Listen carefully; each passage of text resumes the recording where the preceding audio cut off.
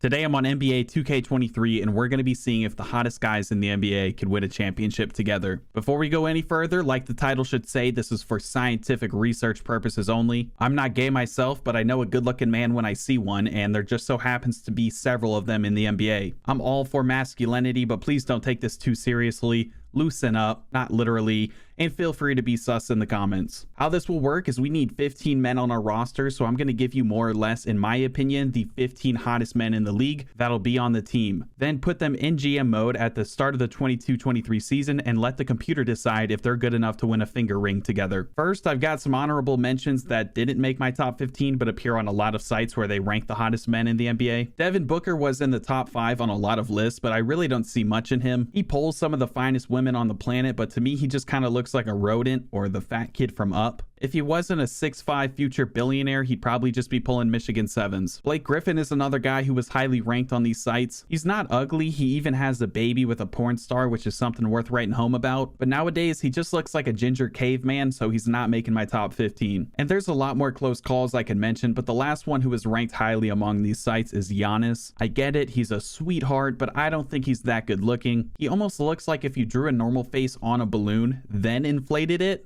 That's his face. But the hottest guy in the NBA is a no-brainer. It's Kelly Oubre Jr. He has amazing hair, a great jawline, eyebrows, tattoos, just everything. There's an old saying in the NBA community because of this man, it ain't gay if it's Oubre. God must have been on Adderall making this specimen because he did not miss. Truly just by far the best looking man in NBA history. And I did this for every player on the roster, but just look at his female version of him. I mean, come on. Tell me you wouldn't, and I'm telling you, you're a liar. Second, I've got Zach LaVine, just another great looking man who also happens to have a 40-inch vertical. He's just barely black enough to have that natural tan look, and he has great facial features as well. His female version looks like the hot fish from Shark Tale, so as a woman, he'd probably get around, but he's still a solid number 2 and a solid 2K player for this team. At number 3, I've got a sleeper pick, but just wait until you see his female version. Gordon Hayward. I know he got made fun of for his recent haircut, but this is still a very good looking man. She looks like a D1 track star who would be hard to get in bed with, but that'll mix things up for this team, and obviously he'll add some 3-point shooting. At number 4, I've got Jordan Clarkson. Great looking dude. His female version looks like Skylar Diggins-Smith, who is in my opinion the best looking WNBA player. I didn't realize this until his sex change, but he has a great set of lips. I don't know. This is just a good looking person, and a little bit of makeup obviously went a long way with him. At number 5, I've got the young bull Jaden Ivey. I think he's another sleeper pick on the come up, and his female version looks like the preacher's daughter. Ignore the hair still on his upper lip, but I think this is a solid looking dude. Just outside of the top 5 is Corey Kispert. Somehow he looks like a Disney prince and princess. Great looking guy who clearly cares a lot about his appearance based on his hair, but I respect that around here. Number 7 is DeJounte Murray. The only thing that docked a few points from him is that I realized he has a tiny head and a droopy eye after taking a good hard look at him. He may have the best light skin pose on the team, and for some reason I fully believe that his male version would sleep with his female version, and he'll add some much needed defense to this team. Number 8 is our last white guy on the list. Kevin Love is commonly described as a DILF on these sites I've been going on, and his female version doesn't disappoint either. Keep in mind he's 34, but he still has those baby blues and a great beard. He may not do much for us in 2K, but every group needs their mom or veteran, and this is our guy. Number 9 is Chris Paul. He's another older gentleman, but he's a little thick around the edges, and he also has another nice set of eyes. He's definitely past his prime, but he's still very attractive, and his female version looks like every BET mom I've ever seen. Number 10 is a guy I'm not super proud to have on this list, but it seems like his whole career has led to this very moment. It's Kyle Kuzma. Not the best, not the worst looking, but he has a unique skin color, still has freckles, and his female version doesn't disappoint. I'd pass personally, but he looks like a nice lady. Really, our only big man on this team is going to be Nicholas Claxton. He's pretty generic looking since his haircut, but I think that now exemplifies the symmetricality of his face. He's pretty solid. At number 12, I have Kyle Lowry. If I'm being honest, his face isn't that good looking, but he was blessed with an ass that deserves its own fan page, and his female version panned out nicely. He looks like a certified nursing assistant or kindergarten teacher, but you add 20 pounds of ass to that lady and now we're talking. Number 13, the problem child of the group, Ben Simmons. His female version looks Asian. She's alright. We just need the height he brings to the team, hopefully not his baggage. Number 14 is Stephen Curry. He was going to make this list regardless, but I ended up weighing down some of these picks thanks to their female versions. He had probably the biggest glow down of all of them, but there are a significant number of women out there that if you ask them to name an NBA player, they're going to give you Stephen Curry, and that should say a lot about him. And the last player to make the roster, Jalen Green, another young up-and-coming player who might be the zestiest guy on the list, but his female version looks like she's going to be known for her good personality and mouth rather than her good looks. But he tries very hard to look his best. He has great natural hair. He currently has a brighter future in modeling than in basketball. He's also one of those guys that likes to paint his nails for attention, and he's tatted up like the bathroom stall he'd be selling himself in. That's the team. Let me know your thoughts in the comments. This is a judgment-free zone outside of all the terrible things I just said, but I think if we had to pick which NBA team to bring our date to for a game, we would be wise to work around seeing this team in action. I imported these players' DNAs so their duplicates will still exist on their original teams. I put them on the Spurs since they're the worst team in 2K by overall, and well, I've heard there's some big old women in San Antonio, so hopefully they'll have limited distractions at home games. By 2023, the sexy Spurs were first in the West with a 27-9 record, but once again, the Hawks are just manhandling another simulation. They have a league best record of 30-6. I checked the player stats, and Curry is the only player averaging more than 20 points per game, and Nicholas Claxton is single-handedly holding down the paint with 10.6 rebounds and 2.9 blocks per game. The Spurs finished first place in the West, but only by 2 games, so they're not a lock to make it to the finals, and I'm terrified of what the Hawks and 76ers have been up to. Not only did they finish with a better record than the Spurs, but they also have a puby lollipop and Rick Ross over there who would love to get their hands on my beauties. The good thing is everyone on the Spurs is healthy in time for their first round matchup against the Thunder. They ended up down 3-2 to the Thunder, so I simcast the games and they won both. In the second round, they're up against the Pelicans, who have loads of size, which is a problem for us since most of my beauties lack in the girth department. They go down 3-2 once again and are facing elimination, so I go in to watch the team in action. Full disclosure, you might want to grab some napkins or an old sock just in case. The Pels took a 1-point lead after Curry, to no surprise, couldn't box out Jonas, but of course he answers back by doing the last thing I expected. He just muscled his way inside the paint for a reverse layup. The Spurs get a stop and Curry shoots a 3 and immediately emotes, which means it's in, and that's ball game. Thank God Curry saved us in that one, but the poor bastard still has to go home to Aisha. Can't be any worse than those ogres he'll find in San Antonio. In the last few minutes of Game 7, DeJounte hit one of the oddest shots possible, then nobody scored for 2 minutes. Eventually, the Pels had to start fouling, so the Spurs are advancing to the Western Conference Finals. For once, the Spurs were up in a series against the Warriors, but in Game 6, they lost by 20. For Game 7, I watched the entire game on 6-minute quarters, and the Spurs were trailing for most of the game at home. Then around the 2-minute mark, Curry was fouled by Curry on the drive. The Currys almost fought each other, but no one can get into Curry's head at the free throw line, not even himself. But that goes both ways. Curry from the logo put the Warriors back up 2. So San Antonio Curry tries to one-up himself by hitting a shot from out of bounds, I guess, so that's an unfortunate turnover. Golden State Curry was trying to put this game away. He drove inside, but Claxton and Curry double fist him, which gets the team hot, and San Antonio Curry ends up hitting the go-ahead 3 with 40 seconds left. On the inbound, they give it to Golden State Curry, but he doesn't hit the emote, and they have to start fouling. The San Antonio Spurs barely survived this one, but they are heading to the finals. Thank God for Nicholas Claxton. He's truly our only hope at winning this. In a 24-minute game, he somehow played 25 minutes and put up 9 points and 18 rebounds with his big fine ass. The 3-seed Celtics made it to the finals from the Eastern Conference after an odd postseason in the East. The 1-seed Hawks and 2-seed 76ers both lost in the first round in 6 games. The Spurs are entirely healthy, but the Celtics are missing Robert Williams for this season with a torn meniscus because God is good, but it turns out that ugly son of a bitch is gonna play on it anyway, which really hurts our chances. I watched every game of the finals on 6-minute quarters, and the Spurs won game 1 and 2 at home after not taking Nicholas Claxton out for a single minute. He's probably gonna have the knees of an 80-year-old man after this season, but that's a risk we're willing to take apparently. Although he did finally sit down on the bench for the first time in 2 months, because in game 3 at Boston, they lost by 30 points. I was so upset with a blowout loss that I put my Spurs in the ugliest trash bag jerseys I could find. I'd be surprised if Kuzma and Jalen Green even show up to this game. They'd probably have an anxiety attack if they were caught wearing these garments. But the Spurs pulled off their first road victory of the finals, which puts them up 3-1 in the series. The Spurs had a 12-point lead in the first half of game 5, but the Celtics were back in it by the fourth quarter. With 2 minutes left, it was a 1-point game, so Kyle Kuzma decided he needs to do something outlandish to make himself the center of attention once again. Maybe earn himself some sympathy pussy tonight. One of the cameramen, rightfully so, soccer kicked his head while he was squirming on the ground. I mean, yeah, Al Horford tossed him, but he's acting like he just had a heart attack on the court. That's one way to get a statue of yourself nowadays. Al Horford just committed attempted manslaughter on national television, but he doesn't regret it. He even struck a pose on his way back to the bench. To be fair, he almost made the team in the first place, and I kind of wish I would have made a trade for him now. The Spurs put in Jaden Ivey for Kuzma, so we're gonna have to small ball the rest of this series, but it doesn't matter because of Claxton's big black balls. He gets the putback. The Celtics are down 1 on the inbound with 40 seconds left. The offense and defense look atrocious, but Tatum goes for the dagger. It's no good, but Blake Griffin of all people gets the offensive rebound plus the and one. For some reason, Curry is out of the game, but CP3 gets rewarded for flopping his juicy ass inside the paint and ties the game up at 48. The Spurs get another stop and call their last time out. This would be a perfect time to put Curry back in the game, but no, we're sticking with CP3. They clear out the right side of the court. Claxton sets the screen. Blake Griffin forgets where he is. Chris Paul then nails the three-pointer with 2.4 seconds left. I knew his good-looking eyes and thighs were enough to get him on this team. The Celtics advance the ball off their last time out. They give it to Brogdon for the tie, and it's no good. The hottest 15 men in the NBA win the finals in Game 5, 51-48. Of course, everyone's celebrating, and then there's Kuzma in the background grabbing at his knees, even though he had a chest injury. Just gonna keep milking that one, I guess. Claxton won the finals MVP. To be fair, his next opportunity to be on an NBA court again is gonna be as a Make-A-Wish kid. It turns out Kuzma actually had a collapsed lung, but that still seems a little dramatic. Just breathe. It's literally that simple. Thank God I didn't say that while using the Timberwolves. But thank you guys for watching. I hope you enjoyed, and remember, I'm not gay. I'm deeply closeted. Much love, and I will see you in the next one.